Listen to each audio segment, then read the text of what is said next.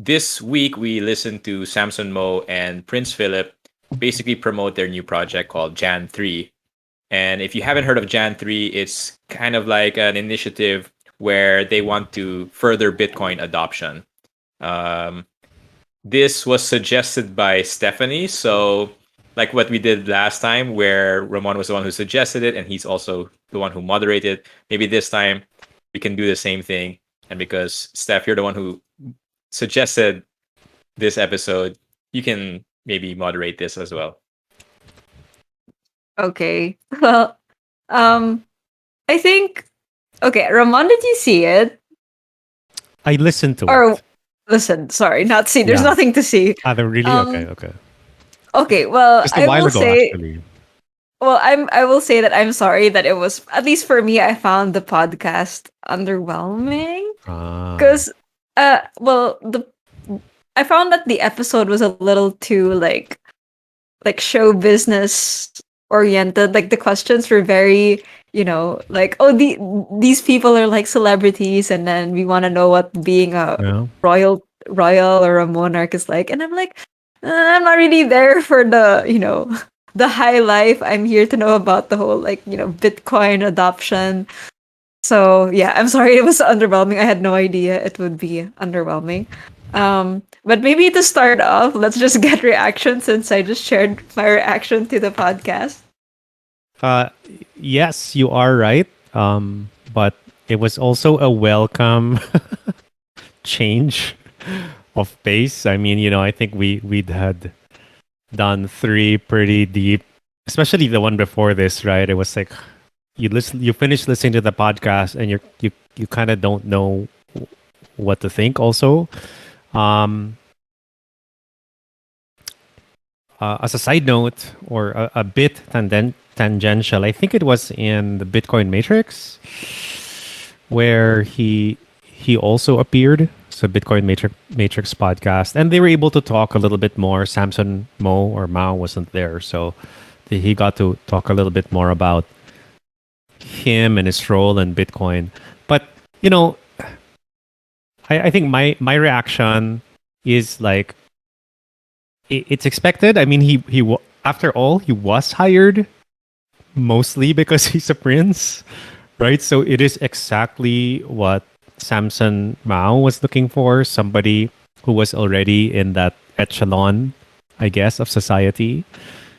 Um, and yeah, it's also, I guess we have to remember that they also are people, so they can be infected by these ideas, you know. Yeah, it was a good change of pace, especially because the last one we listened to was Jason Lowry and the whole like Bitcoin as a weapon system. And then now we're back to good old Bitcoin adoption. How do we spread it around the world and these ideas? Although I would say maybe to get a bit more specific on why I was a little bit let down with the episode, I wanted to get more about the, this royal perspective. And I think maybe he didn't. I thought he would get pretty hardcore with it, and he didn't really get into the nitty gritty, I would say, and kept things a little bit more like palatable for general audiences. And I know there's a lot. I don't know for certain, but I'm pretty sure he has some more radical things to say, some more like controversial ideas, especially because we're talking. He's talking about royal families and monarchy, and right. He even mentioned some pretty controversial authors like Hans Hermann Hermann Hoppe, Hoppe. right? Yeah. So like for some people, this would be extreme far right. It's just like you almost can't even say that name, right? And so I was looking forward to getting uh, a more personal or a more like closer perspective from royalty's point of view on this topic. Because, for example, Hoppe, as far as I know, isn't royalty. And so he's just like a philosopher and, he's just giving these ideas. So I really wanted to get the perspective from royalty, from monarchs, and see what they think of these ideas. Yeah, Yeah. yeah. I mean, I would be surprised that, like, even if he did get to talk to them about it, that he would say anything. I'd be surprised because, like, it's like what you have with them. I imagine is what needs to be strong is trust, right? So, unless like they sign off and say, yeah, go ahead and tell them that we talked about it, or we talked about it in this way and this what I said, then fine. Um, but yeah, you're right. It was quite palatable. I mean, there were certain things that he, even just like single words like shit coins, like you don't expect to hear that from someone in the royal family, in a royal family. So that was refreshing. Okay, so what I found super interesting was because you mentioned that he said these specific words, and there was one word that I found really intriguing, which was how he classified um, his monarchy or his line as non-functioning. So Mm. he makes a distinguish the distinction between functioning monarchs and non-functioning monarchs, and I found that so intriguing because from their point of view, or from a monarch's point of view, whether they are performing the duties of a monarch or not doesn't remove from the fact that they consider themselves of this like noble line or lineage. And one of the things that we always talk about, or what, not we, but I guess Bitcoiners always talk about when they talk about time preference is, well, for monarchs they have low time preference, and I feel like having this kind of word in there, or having this kind of distinction between functioning and non-functioning monarchs, really ties into that low time preference of theirs, because it allows them to continue to say that they are of this nobility, even if they have no real function in that society at that time. And what that distinction allows the nobility to do is, it allows them to step back from the politics when they're not relevant, and allows them to come back in when they have the chance to come back in. Because if you look at history, right, like if you go, like, our current era is only really about, I don't know, 100 years. Like, I'm not even really sure how how far back do we have to go in Serbia's history to to find out, like, when were they last functioning. And I don't think it will be more than 100 years, and it won't be more than 200 years. And so the point I'm trying to make is, um, for us it might be like, for us it might seem like it's never going to come back, like monarchy is never going to come back, because the last 100 years we didn't have any monarchy. But from the monarch's point of view, 100 years is just one generation. And they've and they've seen power and lost power also in the similar time frames of 1 or 2 generations as well. So it's it's almost like, hey, these people are, or these families are still, in their view, still relevant, even if the rest of society doesn't think that they're relevant. And the other thing too is that, um, the people who, like, where they get their um, authority is from other noble families. So it's other noble families who say, okay, you're a noble family, even if you're non-functioning. It's other noble families that still recognize your nobility. So it doesn't even really matter whether or not you're relevant in society, as long as you're recognized by other noble families. And in that way, they make sure that they're kind of protecting one another, because today, Mm. today, they might be functioning, but tomorrow they might not be. And when that happens to them, when they no longer become functioning, then they would have to rely on other noble families to continue to say, yeah, you're still nobility, you're just non-functioning for now. Right, right. Yeah. I guess the way they could keep that is also by marrying off marrying into each other's families, which they've always done, right? Um, but what do you think his chances are of like pushing forward and nation state adoption, or at least other monarchs to who have an ear with their government, right? To at least listen. And I know, it's not like you guys have any special um, access to these people, so it's just a rough. It's just an opinion. Don't worry. It's just you're shooting in the dark.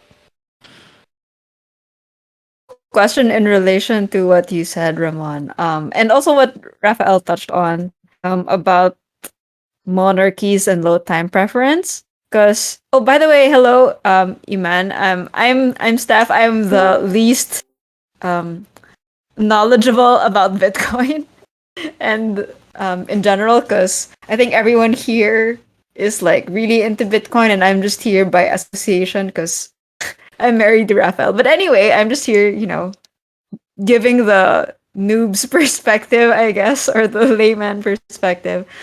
So yeah, I guess. Sorry in advance if my question statements are just like super basic. But anyway, so the whole low time preference thing, which is something I also learned recently. Anyway, so the podcast mentioned that monarchs or monarchies have a low time preference. I think it's because it has something to do with like the whole, just the same family, and it's just their what do you call that? Their descendants who end up ruling anyway. And Bitcoin also has low time preference. And I guess I just wanted to get like your thoughts, like people's thoughts here about that relationship. Like, do you see a good connection or a good relationship between monarchies and Bitcoin? Or do you think it's like, it just so happens that they have low time preference? It doesn't mean anything.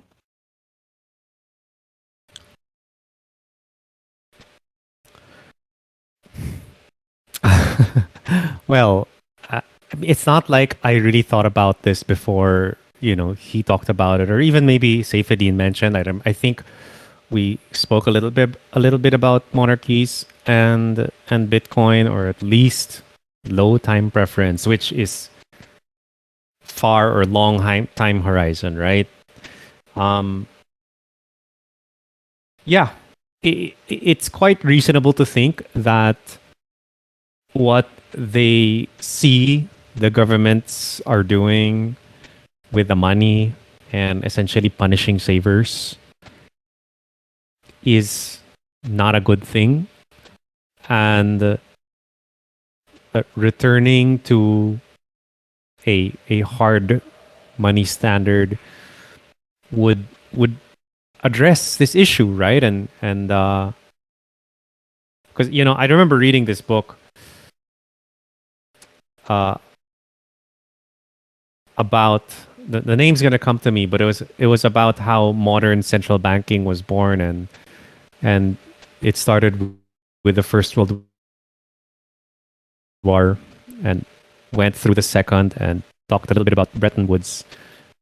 But one thing that the author wrote about, more than once, was that the discussions between central bankers, where they knew that when they printed money, they were punishing savers, right? And now nobody talks about this. Now it's like, oh, we're keeping unemployment low. Like it's something else, and no one talks about, at least no one in government talks about the savers. So yeah, I could see that it aligns incentives, because savers are the ones that think about the future. They save because they they that's how they plan for the future, right? It's like, you have money because you don't know what's going to happen in the future. It's uncertain, and money is kind of like that buffer. And if you can save, then the bigger buffer you have. And and and, and one thing he said was like, governments today, they spend more than they make, but everyone else isn't supposed to be that way. Like if they want to be wealthy, they're not supposed to be that way. So yeah, there is that disconnect that governments don't see, and even if some individuals see it in government, because of the short terms they have, they're incentivized to not think about it and just to pass the problem on to the next person.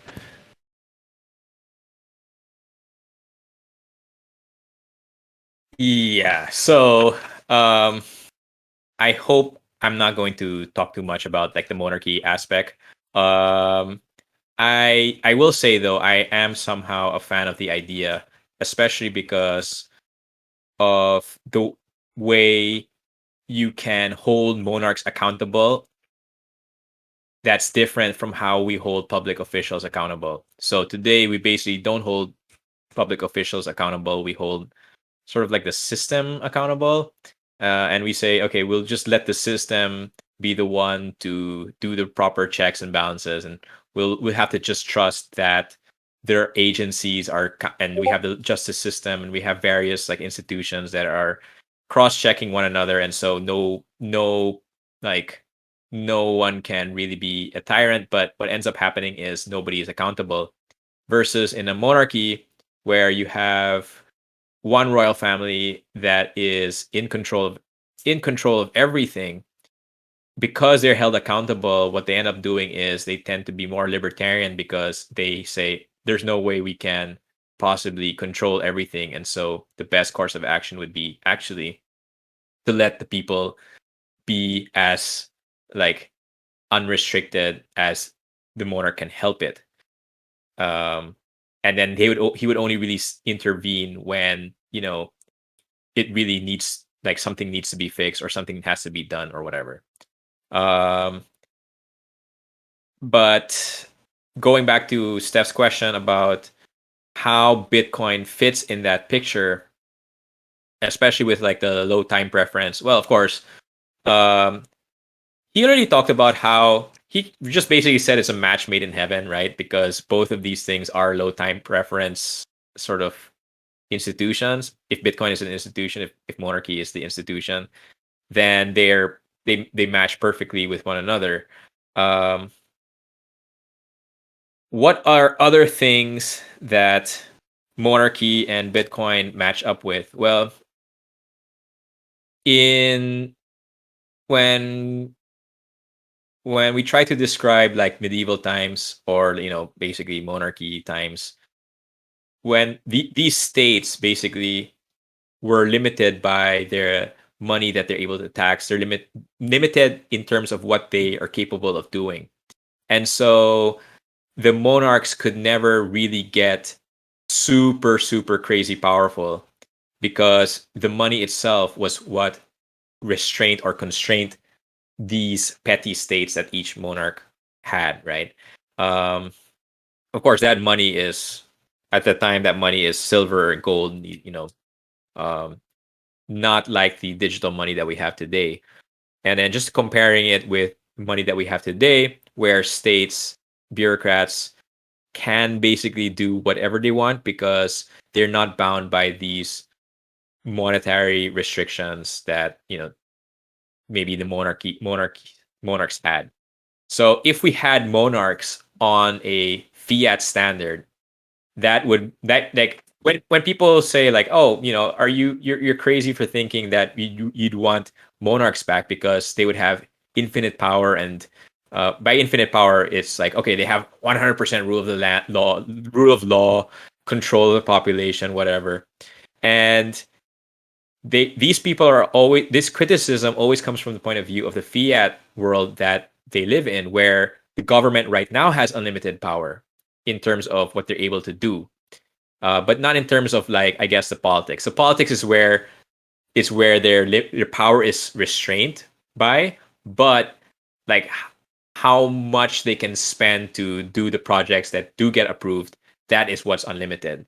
And so they don't realize that you're actually when we describe monarchy back in the day, even if by declaration they can declare anything that they wanted to, like the politics is they're a lot more powerful in terms of politics because maybe they only really have to influence a court which is loyal to them or whatnot. But even then you could imagine that these courts, the politics of these courts, are still somehow volatile.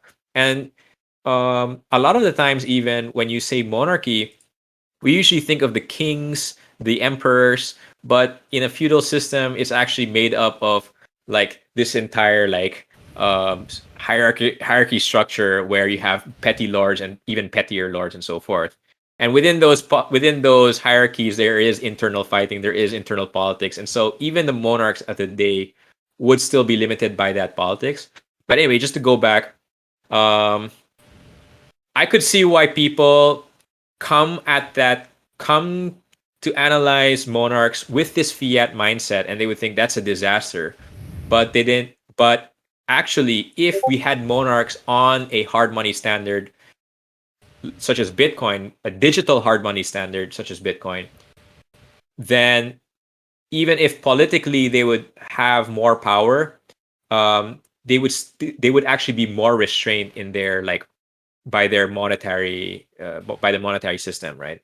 So, um, well, personally, of course, I see a lot of I. All I know is how bad the bureaucracy is, and so I am kind of sympathetic to monarchy. But the problem is, I've never lived in that world. Nobody Right. I know alive now has lived in that world. All I hear is that it was awful and terrible and just Yeah. like, yeah. I agree. Like, I'm also not a student of history, assuming that also that's all correct, right? And that history isn't only written by the victors who say that democracy is really the best. Um, in fact, I also see, I can also understand the arguments for democracy, but what I would say is whether or not there's what we live under is a monarchy or democracy or whatever. What I do want is just an easier way to move around, right? Like if you don't like it, then get out of there. I think that seems to solve a lot of these issues. Where you also get to you get to live in a community you agree with, and you share the same values, right? Um, so yes, more options. Yeah, more options. And and heck, I know a lot of people say taxation theft, but I would say that of course it's memeified, right? So that it uh It sounds catchy and yeah, it it like sounds catchy. takes on. Yeah, it kind of triggers you maybe for the ones that are like, but what if you want to pay? Obviously, if you want to pay, then it's not theft. But I do see that too. Like, it's like the more options you have, and if you have an option to live somewhere because you like the way that the people are treated, but they have a tax, then I think it's your obligation to pay it, right? Because you're choosing to live there. I think that the issue that people start to have is like when they're stuck in one place and have nowhere else to go, right? When they don't have a choice.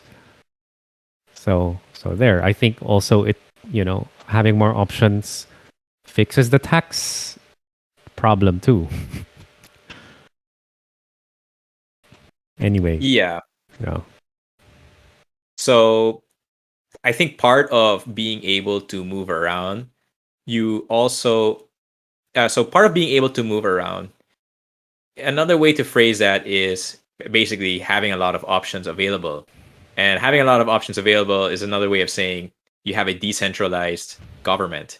So usually you're like, what do you mean decentralized government? How is that possible? How could you call a king with a court a decentralized government?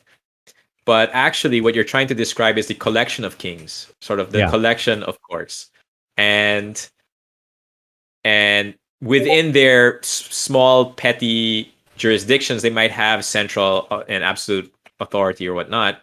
No. But because there are many kings to choose from, and you have freedom of mobility between those jurisdictions, that's actually what makes it decentralized. So that's another way that Bitcoin and monarchy are aligned with one another, is because they are actually both mechanisms of decentralization. And that's kind of counterintuitive to a lot of people because I'll give you an analogy that was in Lynn Alden's Lightning Network article. She said like the Lightning Network is decentralized, like as if you got your internet connection from a satellite and there were many providers in the sky and all you had to do was point to a new one, right? Plus, you can point to multiple at the same time. And one thing she didn't mention too is you could start your own. You could be your own satellite if you weren't happy with any of the ones up there. So it's kind of like that where, as long as the switching costs are low enough, then it is decentralized in the way that Lightning is, right? Not decentralized in a way that layer 1 of Bitcoin is. It's a bit different.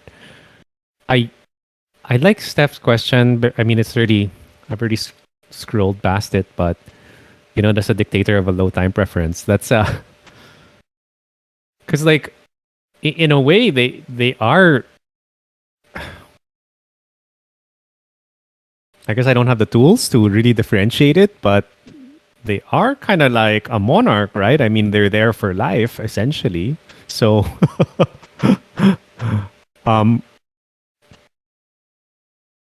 okay, well, I'm not sure if a dictator is like a monarch because, well, I mean, let's try to look at some dictators, like how many dictators were able to successfully pass on their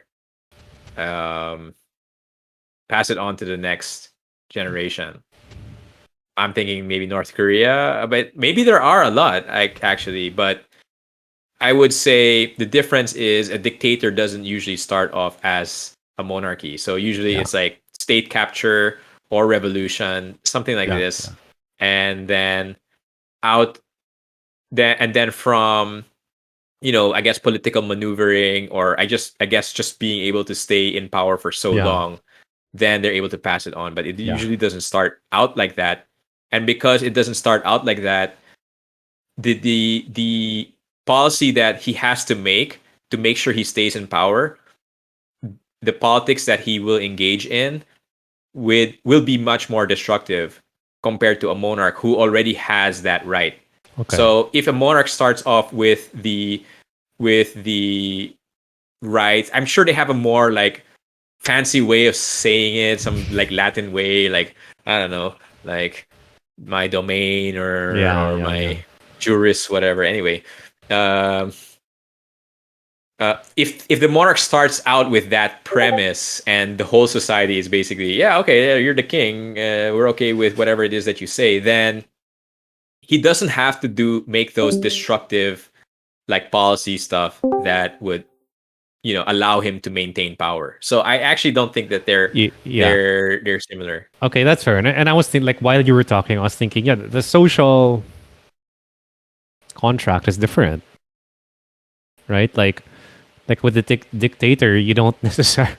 I think I would say that most of the time you don't expect them to stay or their line to stay on for generations. But with the monarch, you do. I mean, that's what the definition is, right? They pass it on to their heirs. But with a dictator, it's more like, maybe if he gains a hold then yeah, he will be able to do it. But it's not the expectation that society has.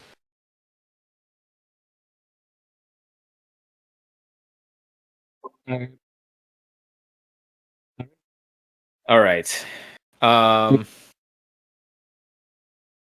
do you I have would other? like to, Yes, go ahead, huh? Iman.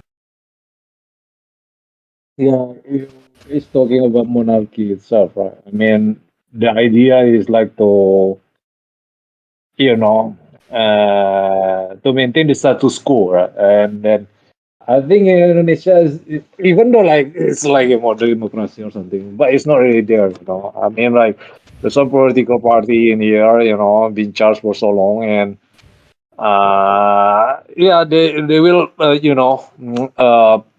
pass the to the next what is called, because you know what I'm saying, the founding fathers of Indonesia is like having a daughter, right? And the daughter is already become president back in 2004. But right now, she's like in charge in the biggest political party in the country.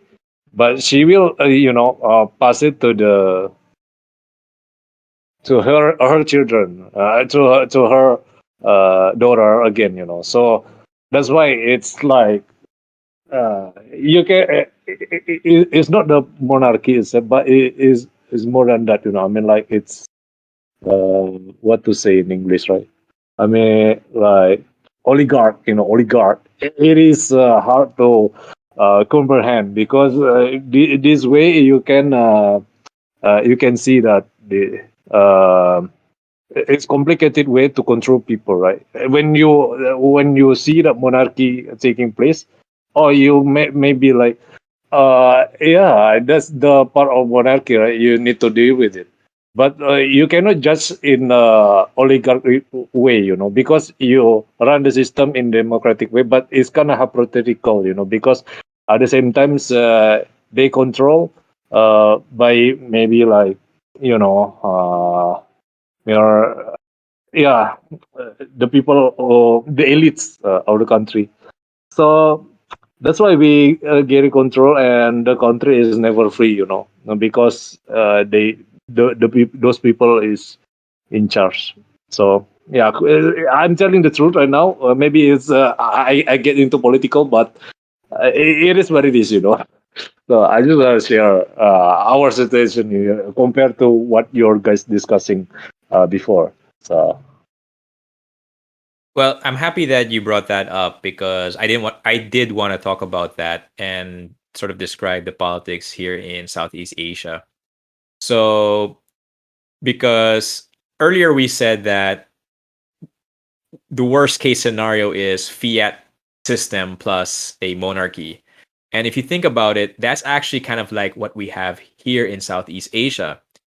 Nominally, the way we describe our society or our political system is a democracy, but as everybody here knows, in practice, it's more like it's actually almost more like a monarchy, but you have fractured monarchies, right? It's very influential families, these oligarchs, political dynasties, and whatnot. And usually, the criticism for why democracy here in Southeast Asia can't work or doesn't work is the existence of these political clans, these dynasties, these oligarchs. Um, and so it actually this is an idea that I've been like fixated about ever since getting into Bitcoin, ever since opening my mind to like I guess different political possibilities, especially monarchy. And it got me thinking about whether we'd be better like so how much of that narrative is true wherein we say it's the it's the dynasties, the monarchies is what's ruining democracy versus it's democracy that's ruining dynasties and and monarchies. And what if the problem isn't the dynasties? What if they're the ones who are kind of keeping being the check, being the balance against democracy. Um, and that's not something that you usually hear, and that's not an angle that you usually like. I guess you just don't really hear that angle, and it really got me thinking of it that way. Um, it's almost like so. Again, I'm not really a history buff, so and I really think that we suffer from a lack of being able to describe our system in Southeast Asia right now today, where you have this nation state that's attempting to be a democracy, attempting to unify into like a modern liberal nation, but you have this problem of fractured but very powerful oligarchs and political dynasties. So we don't have a word to describe that, do we?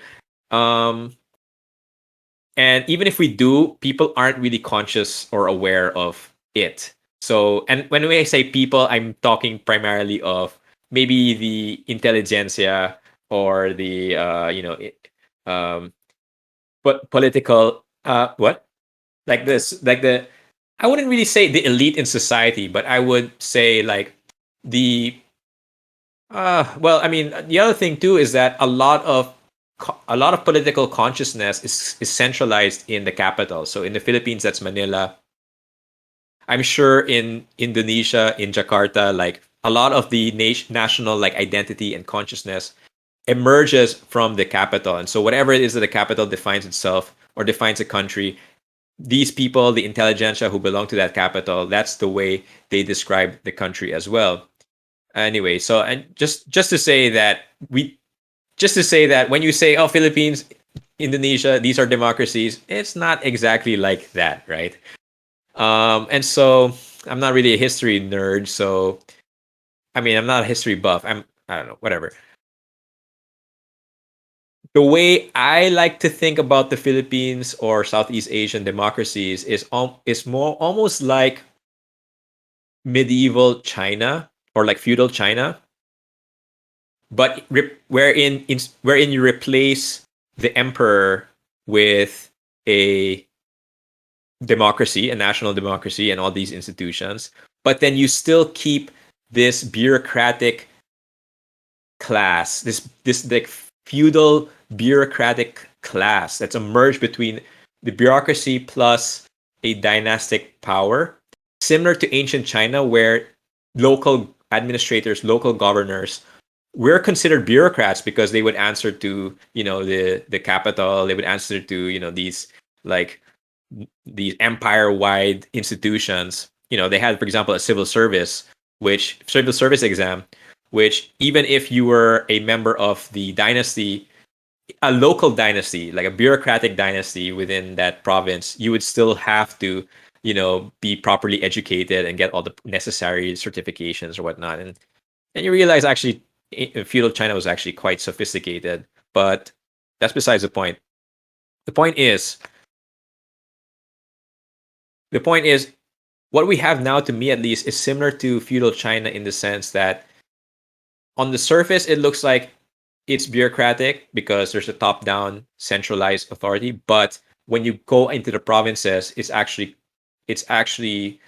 decentralized in these individual ruling clans, right?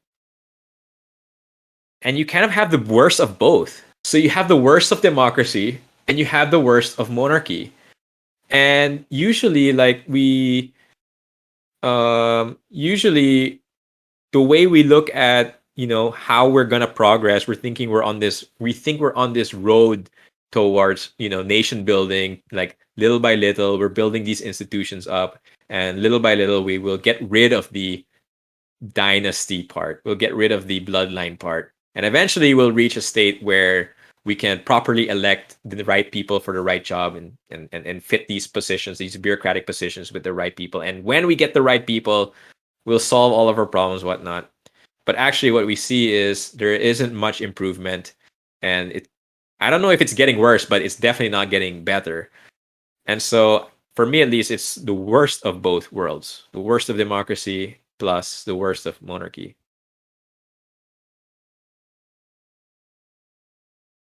Um, where does Bitcoin fit in that? Um, what happens when these oligarchs and dynasties? What happens when they get on the Bitcoin standard or they are orange pilled? Would that mean that they'll become more libertarian? Or would that mean that, hey, we have another tool to oppress people and maintain power over people? How? Well, I mean, with Yeah. the latter one, how would you do it with Bitcoin? Hoard all the Bitcoin? I don't know. Well, I mean, the other problem is these dynasties, when they become orange pilled, they will still be within the fiat game, right? They will still be within that system, this democratic system. Yeah. So the way they are going to be exploiting the population, even if they are orange pilled, it would, for me at least, they would weaponize that, the old system, the fiat based system, to exploit people. But I mean, I don't really know. And that's why I was excited that's what I wanted to get out of this podcast, honestly. Oh, hey, man. So, Hey. yeah, that's what I wanted to get out of this podcast, was more on that perspective, sort of like, what does that transition look like for regions that have this, where the lines are kind of blurred between traditional, between liberal democracies and feudal lords, right, where they exist. And it's not only in Southeast Asia that's like this. Like, I'm sure there are a lot of parts in Africa, I'm sure there are a lot of parts in South America that have very similar structures. Because if you think about it, monarchy is very intuitive to people. Like, you don't have to educate the whole population about all these different laws and all these different, like, institutional structures and checks and balances, blah blah blah, blah. It's very easy to get across to people, like, hey, this is your guy, this is your ruler. If shit happens, that's the guy you're gonna, like, burn the stake with, like, I mean, just to be a bit dramatic, right? But Yeah. yeah. Meaning to say, it's clear who the problem is in a monarchy, right? It's the family running it. Is that what you mean? Yeah. But yeah, I mean, I don't know how, like, how would you mechanically, how would it play out, right? Like, how would you take advantage of the people with Bitcoin? I mean, maybe, by using Bitcoin as an excuse, you could, right? You could pretty much invent anything. But, like, even if you bought all the Bitcoin, as hard as that would be, I don't see how that would, like, allow you to abuse people. I mean, if Sailor bought, like,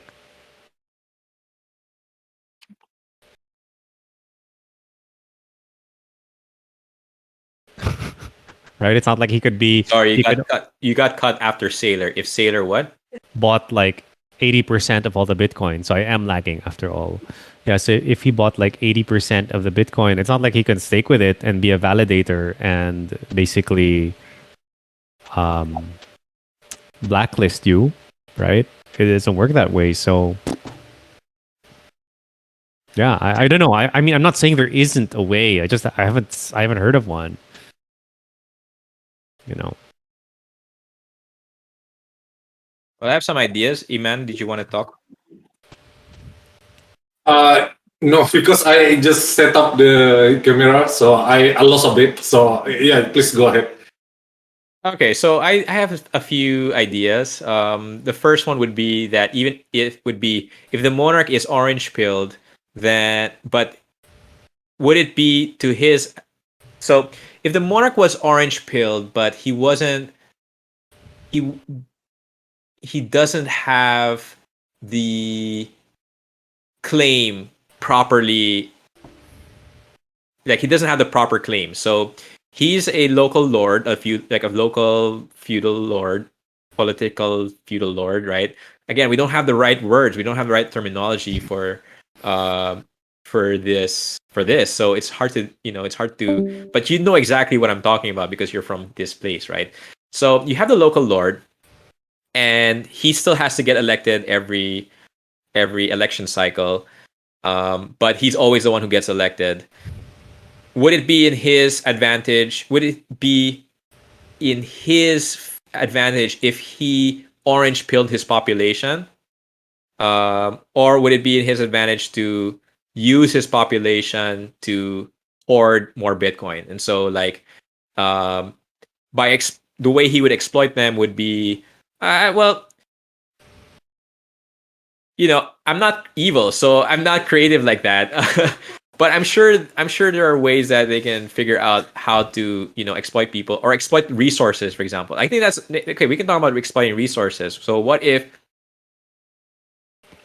if he's a lord today, but he doesn't have rights forever, and so he might say, okay, I'm here until the next cycle, 6 years. Although generally speaking, it will still be me, or my family hereafter. But because I'm not 100% sure, then I will want to extract all the resources out of my jurisdiction, and then like energy resources, for example, and then convert that to Bitcoin and hoard that Bitcoin for myself, for example. That's a way that they could exploit people and the land. I remember when there was this like fantasy I got into, because I was into Web3 and DAOs and all that stuff in the last bull cycle. And I had this like fantasy, or like not really fantasy, but more like, I was just trying to imagine what would these Ponzi DAOs look like when you add a monarch on top of it. And so you would have, for example, like, I don't know, like, you would have a Ponzi coin where it would be made up of, or the community of that coin would be made up of, like, how these dynasties, they also have this ethnic connection, right? And so you're the lord of your island, for example, and your island is made up of like ethno-linguistic subculture, right? Because here we're not all Filipinos. I mean, we're all Filipinos, but we're also Ilocanos, we're also Cebuanos, right? And so I'm sure in Jakarta, I'm sure in Indonesia it's something similar, you have right? Javanese and Balinese. Yeah, exactly. Yeah. I mean, you have like, Matran. We have like 100 plus. Indonesia's got 200 plus languages, not even dialects, right? So that's just how ethno-linguistically diverse we are. And so there is that like connection between the lords and the ethno-linguistic group that they belong to. And so what if they form like these Ponzi DAOs where where it's like, oh, if all of us like Bicolanos will all like join his Ponzi together or whatever, and it's like sponsored by our local lord, and then he just rug pulls everybody and then buys Bitcoin with it or something like that. I know it's a little bit out there, but yeah. But I mean, I think all those examples, they're not using Bitcoin, right? They're exploiting other things for them to get more Bitcoin. But like, exactly. I think,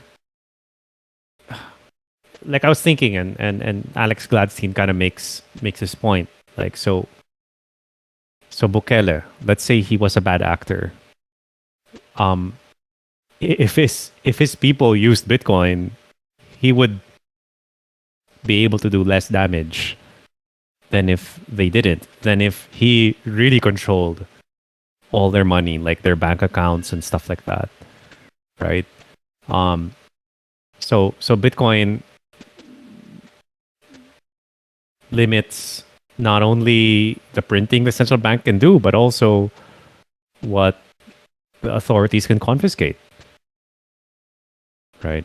So yeah, I haven't seen yet, but we are kind of talking about, again, let's shoot the shit.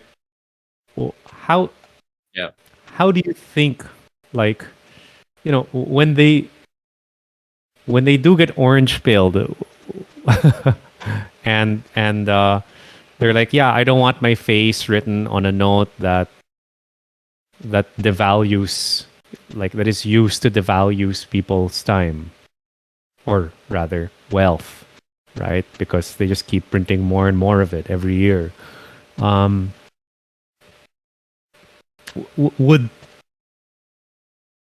would it be like, hey, what if we buy a percent of our like, let's put 1% of our treasury in Bitcoin? Or I mean, would it be like what Bukele did, or let's not tax it, so that it's essentially that's essentially like legal tender without the legal tender stamp, right? When it's not, when you remove capital gains tax from Bitcoin. Um, yeah. What do you guys think? Well, I have something to say, but I've been blabbing my mouth, so We're shooting shit, so okay, all right. So I'll go ahead. I'll go ahead then and blab some more. Yeah. So another way to ask that question maybe is it's almost like a chicken and egg thing. Like, which comes first? Um, is it that the people will be the ones to, like, okay, like Bukele, for example, he says everybody in this population, if you all get on the Bitcoin standard, then together the nation will, and that's actually kind of ideal, right? Where it's this, where the top down says everybody get on the Bitcoin standard, and then that's it. Well, I mean, I mean, people, if you're not a Bitcoiner, you hear us say that's it, and you go, that's crazy. But you know what I mean by that's it, right? right. So, but in other countries, for example, like here, where it's a lot more difficult because, like, I almost see El Salvador as like a city state, although Hmm. I don't mean that in like I don't mean that in any derogatory way whatsoever, right? But I do see it, at least in this city state example, kind of like Singapore, Yeah. where okay, they have this ability to easily declare, nationwide whatever. But in a place like Philippines or Indonesia, where the politics is much more fractured, we're dealing with totally, I mean, just population wise, is a totally different beast, right? And like tackling that, like I'm trying to imagine the process of Bitcoinization and how that process of Bitcoinization plays into this political game, right? This reality that these lords find themselves in the real world, right? How does that play out? So let's shoot the shit on this. So I I first of all, I don't see it bottoming up. Like, I don't see the masses or the vast majority of the population becoming orange pilled, and then that forces the leadership to then like accept it. I really do see it very much, if it's going to be like a mainstream widespread thing in this part of the world. For me, it's gonna be top down, right? And so, what are the political incentives that would encourage the local lords to encourage Bitcoin in their own jurisdictions, for example? If it's not if it's not a national like edict. When I say national, I mean that's the democracy part, right? Um, so if you are a local lord and you are ambitious, for example, could you use Bitcoin to, or like, you know if you are a local lord and you have this low time preference, where you think to yourself, okay, right now it might be a democracy, but in by the next generation, because he's thinking of things in terms of generation, right? Where the future is anything that he could politically maneuver, right?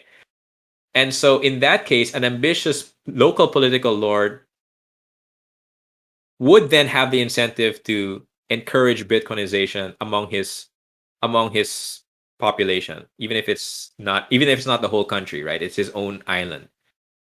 And so in a way, it's like, mm, because, well, for us, Bitcoin is a worldwide revolution, but if a local lord would see Bitcoin as a local revolution wherein his own population can independently, you know, become not I don't mean to say fracture from the main state, but the individuals within that province would be more independent from the main state, then that would give his jurisdiction more influence for himself, if you think about it, because the people would be more loyal to him than they would be to the national government, and that's definitely the case for a lot of how these locals, like in the province, how they think. They're much more loyal to, you know, their local lord actually than to the whole country. And so by giving his people the ability to be independent, by extension also gives him the influence and power to be independent. And especially because this is a gradual thing, he can actually be sneaky about it. Like when I mean sneaky, he doesn't have to like go to the national courts and kind of lobby this thing, whatever. He can actually just like slowly influence the population little by little, and over the course of a generation, because that's how he's thinking. He's thinking in terms of generations. Expect that at some point in the future, given enough people who have been orange pilled,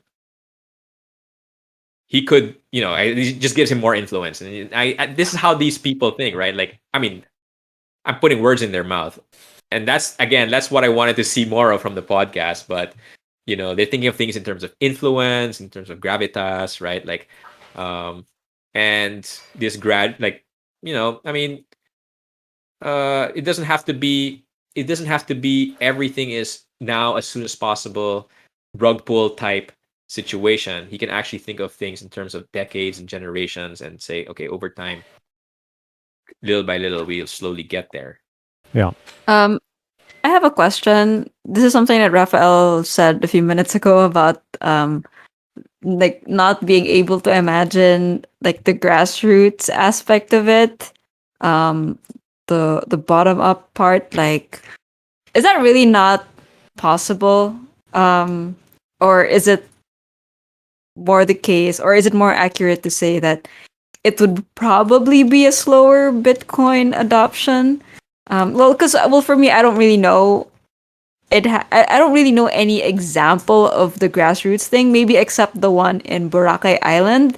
Just because I heard that, you know, the vendors there are on Lightning, and have Bitcoin, but the mayor doesn't know about it. I mean, that's the last thing I heard. I don't know how true that is. It could have just been hearsay. But yeah, I just wanted to ask, like, is there really no way that it would be a grassroots thing?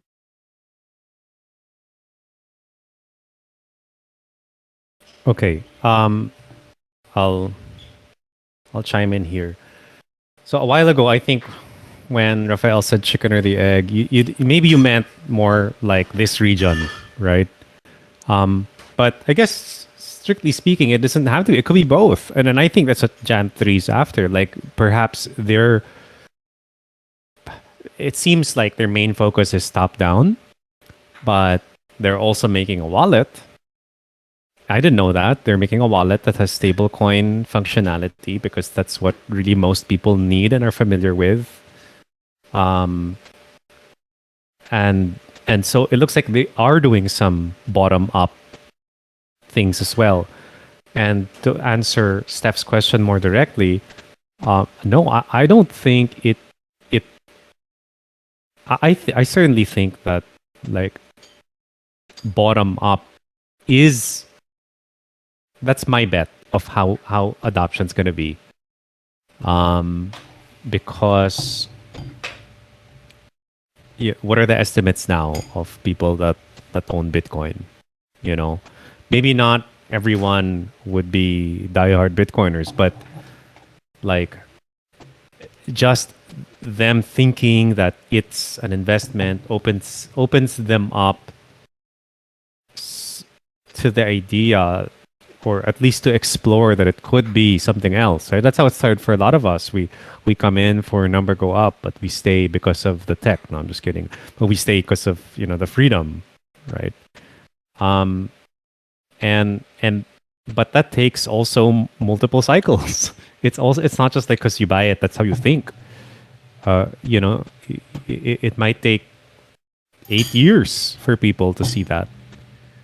And so I suspect that adoption is going to happen bottom up. Yes, Bitcoin Island is kind of grassroots. I mean, it depends on where you put the bar, right? Where you put the line that divides top down and bottom up. But I would say that a startup company that is pushing adoption there is, for me, that falls under bottom up.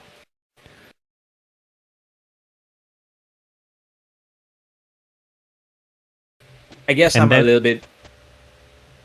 Sorry, I'll add one more thing, and then you go. Yeah. And then and the way I see it, it's they'll eventually meet somewhere in the middle, right? So as it grows bottom up, the rulers in society see this, and like they're pressured to pander to the public. They're gonna do the same and say, okay, if this is what you want, then this is what you get.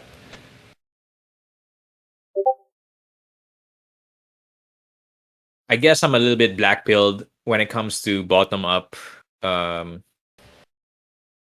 imaginations. I can't think. I like I.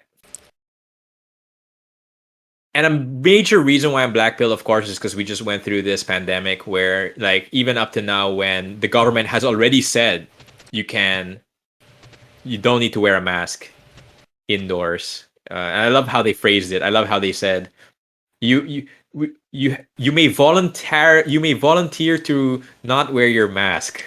It's like because I don't love it. I hate it, actually. I hate how they say it that way, because it implies that this is a privilege that the government is returning to us, which it can take away from us again. Like, the right way to phrase it is, what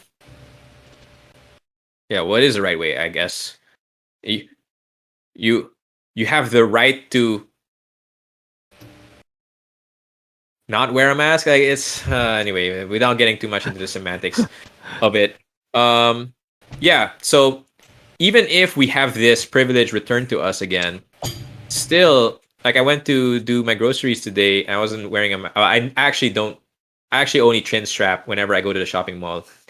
And today was the first time that no chin strap whatsoever, my pure unmasked face, right? It's such a weird way to say it, right? Like, unmasked, like unvaccinated. Wow. But actually, it's just the regular face, like my regular face. And I was pretty much the only one. Maybe there were one or two others. So that's the reason why I'm so black pilled, and why I don't think it will ever be a bottom up. Although, and this is, I do think it is possible, but it will require the help of the West, or at least the influence of the West. And so, in the Philippines or in Southeast Asia, right, we have this colonial mentality where we think that we're inferior, and we are always constantly looking to the West for validation. So the intelligentsia here, who we've already established, like form the national consciousness, and for lower classes, I don't think they have any political consciousness, at least not any that reaches a national scale. And they always defer thinking or judge, like they defer these things to this intelligentsia class, right? And this intelligentsia class likewise defers to the West. And so, if there is any kind of bottom up awakening that happens here, for example, through the help of what Pouch is doing in Bitcoin Island, if it happens that way, I only see it happening because the Philippines gets international recognition among or not just the Philippines, but wherever the grassroots movement might be. So if it's Indonesia or Malaysia, but basically, if that country can get international recognition, for example, the same way El Salvador has now found international recognition, and then suddenly they're, the same way El Salvador is being talked about everywhere all the time. Mhm. This is the kind of stuff that here, people here love to be recognized, right? And they love to be like in the spotlight because we are never ever talked about, right? Like I saw a tweet the other day by this American Bitcoiner, not the other day, it was a few weeks ago. Anyway, he put a screenshot of this region, Southeast Asia region. He's like, this place has how many hundreds of millions of people, but we get zero news out of it, right? And so whenever the small times that we are actually relevant, we love that. We eat that shit up, right? It's like, hey, this actor, he's like 1/4 Filipino or whatever, right? We know that kind of story. I don't know if it's the same in Indonesia to the same extent, but definitely in the Philippines, especially because we are hyper Americanized, right? Yeah. Yeah, go ahead. You're muted though. Yeah, it's happening in Indonesia, because like I said before, it's you cannot like separate the government itself with people, right? And when it comes to that, then the monarchy and something that will come to place. So I don't know. It's not a monarchy. I mean, like oligarch. I think oligarch is far worse than monarch. Because there's like a monarch country like Dubai or United Emirates, Arab Emirates. It's not really democracy, but it's not really that monarch, right? But people find it more freedom in there compared to the US. I don't know. Some people say that, but it is what it is, So yeah, that's very much maybe situation in here, So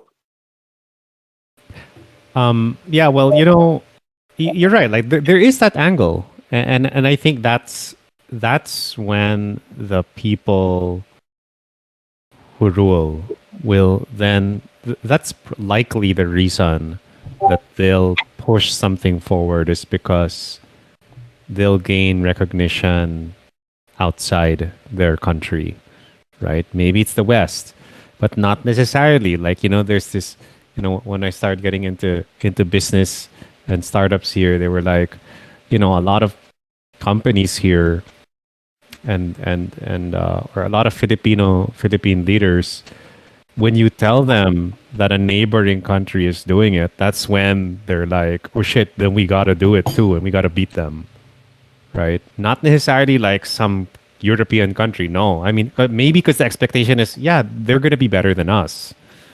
But if it's a neighboring country, if it's Indonesia, we got to get our act together. Because if they can do it, we can do it better, right? And and Indonesia probably thinks the same way too, and Malaysia and all of that, right? So I think when it does happen in this region, it's gonna cascade in a similar way that it looks like it is in South and Central America. Well, I'm not familiar with South America and how Bitcoin is being cascaded there. I'm not sure if national governments besides El Salvador are the competitors of the, not competitors, but the other countries in that region. Are they now being threatened, or do they see what's happening in El Salvador and they're considering it for themselves? Yeah, they're certainly talking about it. And when I say cascade, I mean, it sounds like it's going to be as quick as, a waterfall. But, we're talking about nation state timescales here. So, heck, I'd say even 10 years. Like, is reasonable. 10 years for it to ripple through. But yeah, you do. Although I hear that this person,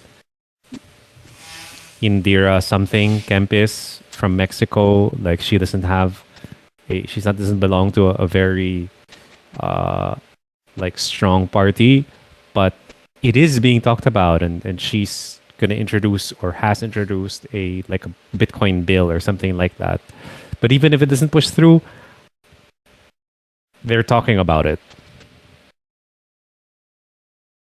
Okay, so but these kinds of so if it's nation state adoption, for me, the people who would have to be convinced of that, if ever, because yeah, I think so would be the bureaucrats or the bureaucrat class. So we've already described, right, the feudal lord class, right? But they also form the bureaucracy within their own local regions. However, we also have the bureaucrat class, the pure bureaucrat class, who come from like the central government, right? And if there is nation state adoption here, right, it would have to go through not. It would have to be accepted by this bureaucrat, like intelligentsia class from the central government. How much of like what are their incentives? What is the game that these guys are playing, and whether they're like assuming Bitcoin is for the greater good or for the best interest of the people, like what in South America they're starting to realize. Will the intelligentsia class here ever be able to realize that? That's why I was saying that the intelligentsia class here, what they're after is actually recognition from the West. That was kind of like the point I was trying to get across. Like they don't really care about the people, right? I mean, they say they care, right? But what they're actually after is like personal recognition, or not necessarily personal recognition, but at least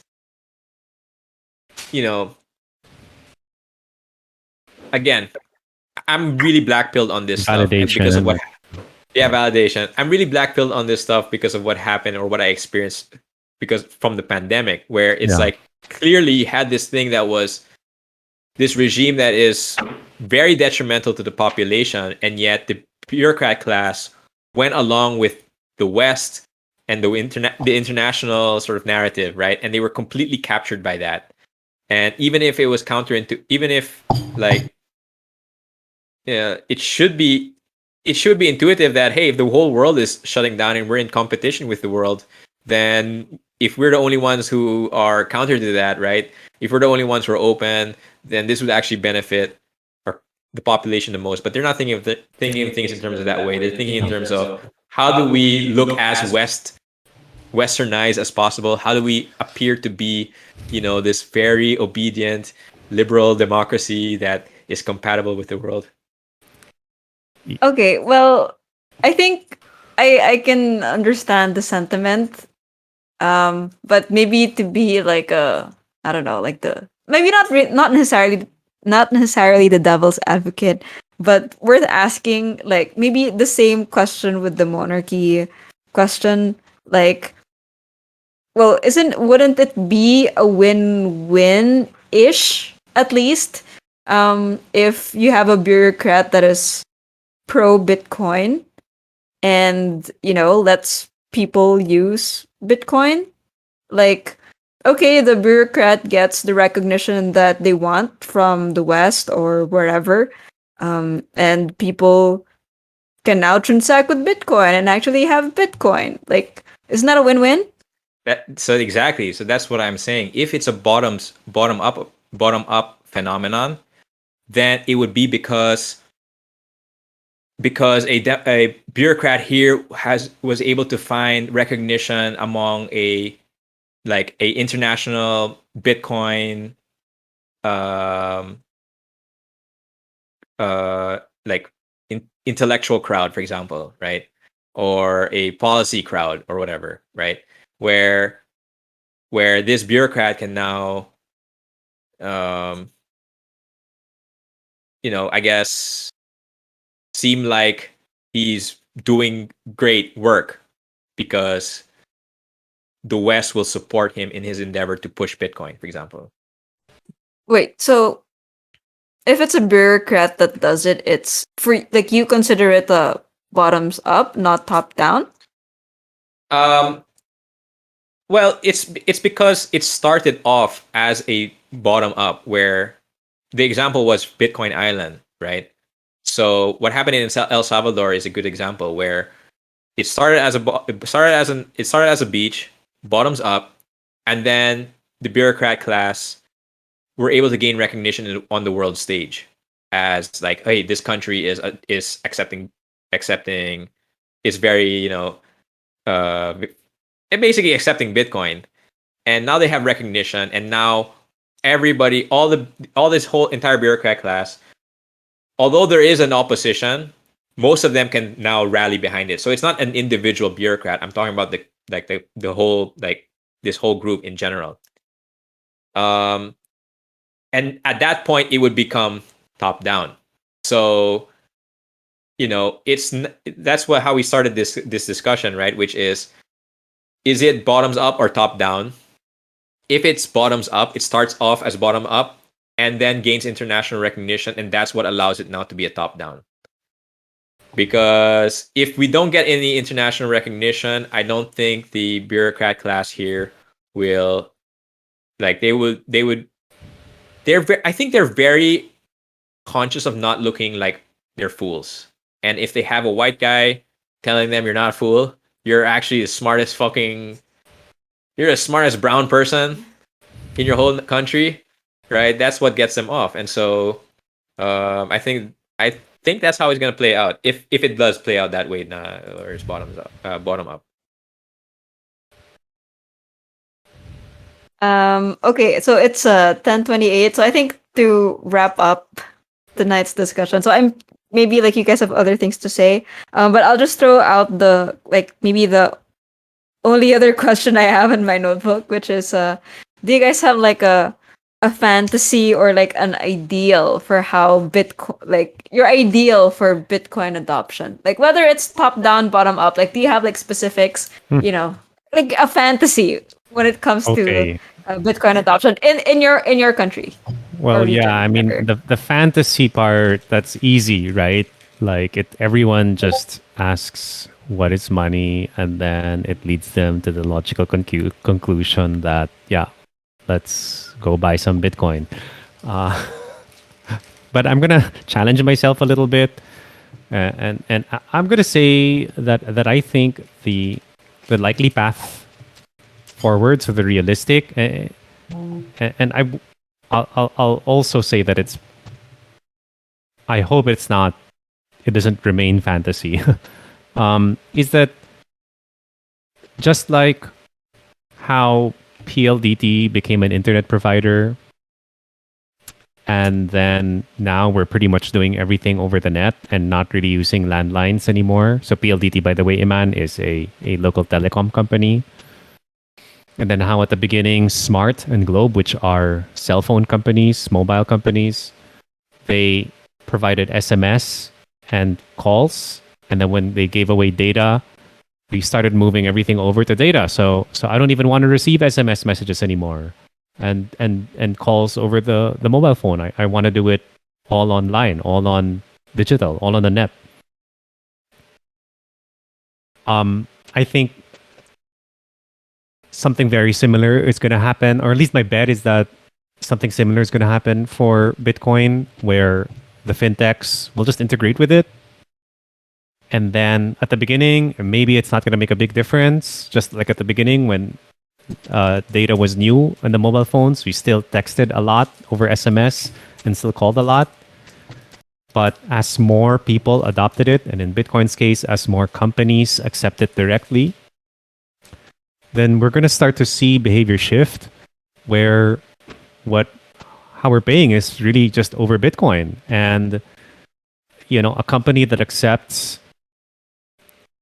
or if from Gcash, which is a mobile app for your for your sake, Iman. So a mobile wallet, um, for Gcash to pay to, I don't know, you want to buy some toll load for Easy Trip, they'd have to have some, integration with a billing company or with Easy Trip. But if that billing company integrates Bitcoin, so this billing aggregator integrates Bitcoin, Lightning, then anybody can top up.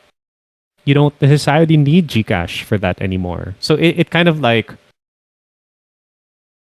it dematerializes, I guess to use Sailor's word, the existing infrastructure and everything just becomes a Bitcoin transaction.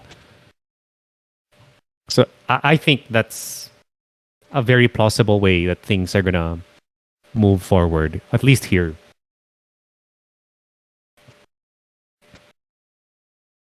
Okay, I'm gonna answer that question, but also ask a question as well. I mean, I'm gonna ask a question and answer it with that.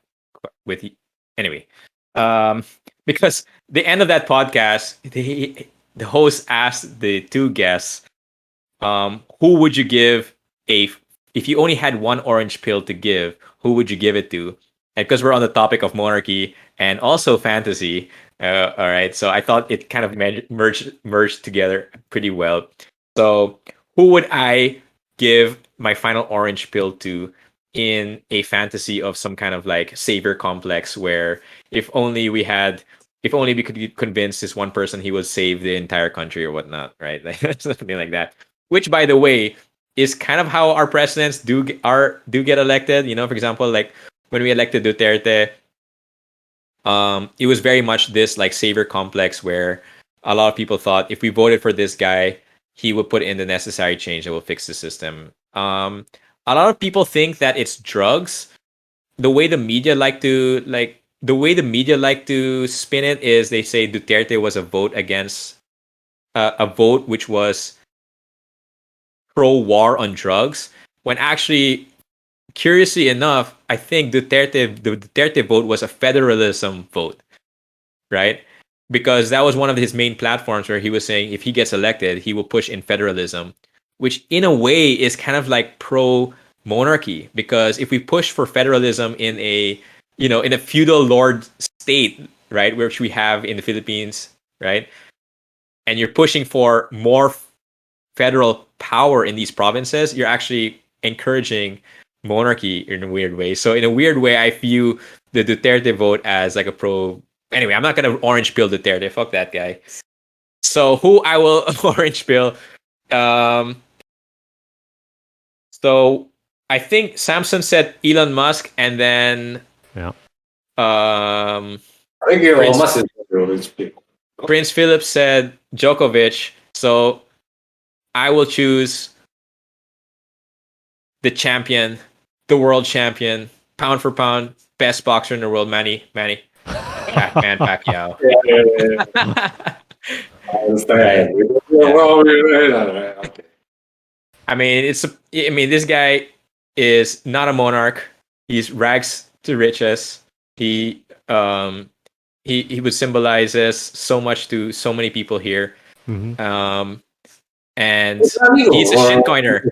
He has like he's on his third NFT release. It's like Manny, if you get on the Bitcoin standard, Manny, and you start preaching Bitcoin, then we might have a chance here.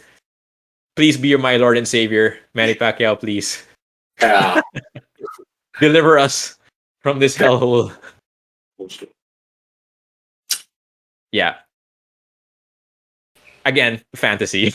Yeah, fantasy is okay. Yeah. What about you, Iman?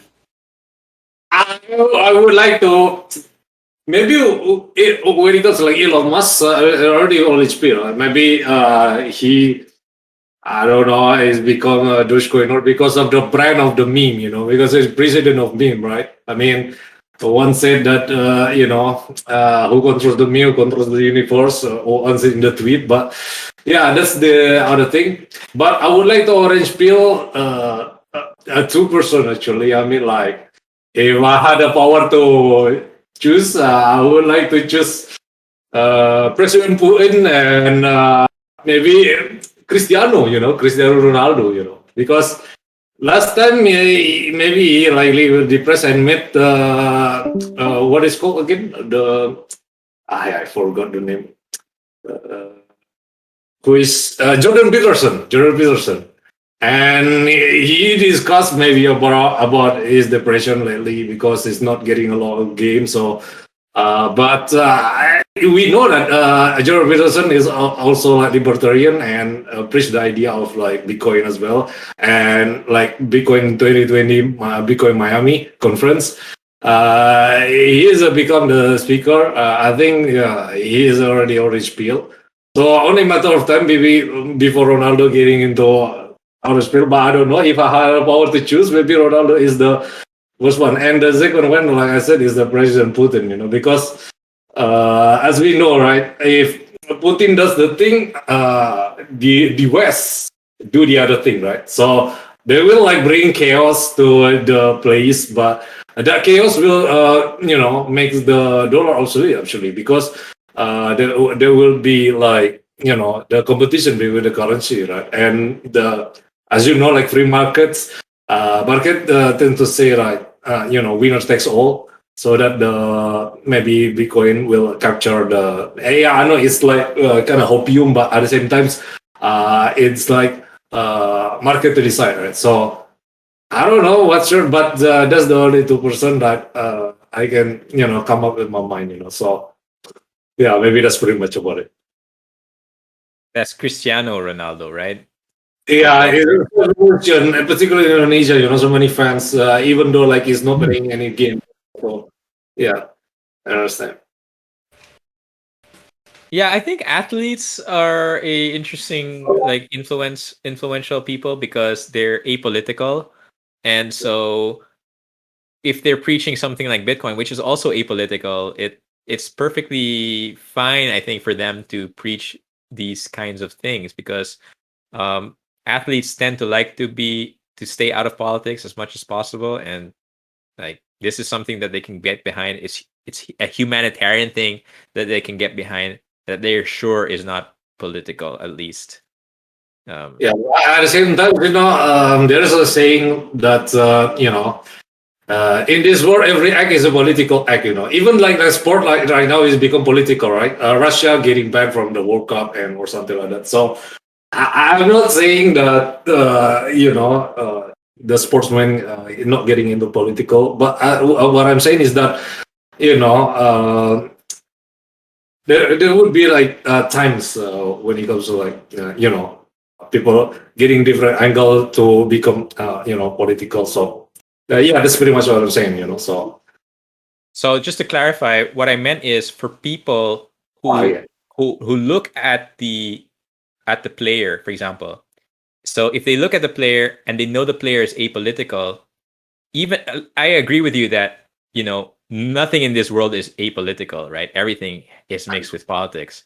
But if the person who's talking is apolitical, such as athletes, then it's a lot easier for like the masses to get behind that. So like Cristiano Ronaldo is a great example because, and it's even better than Manny Pacquiao because Manny Pacquiao is political here at least. But Cristiano Ronaldo, right? Like I'm sure the politics in Indonesia, you might have your own divide, whatever that divide might be. But I think between these two groups of people, they're both football fans and they're both fans of Cristiano Ronaldo, right? And so they can remove themselves and divorce themselves from the local politics or whatever narrative that each side has, that's like, oh, if it was a political figure that is introducing it, then one side or the other will say, hey, if that guy is for it, then we must be against it, or because that guy is against it, we must be for it, and having a neutral like international sort of like sports figure, right?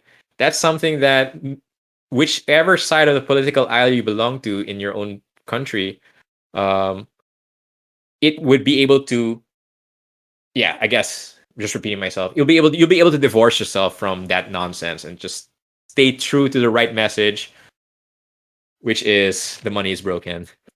Absolutely. Yeah.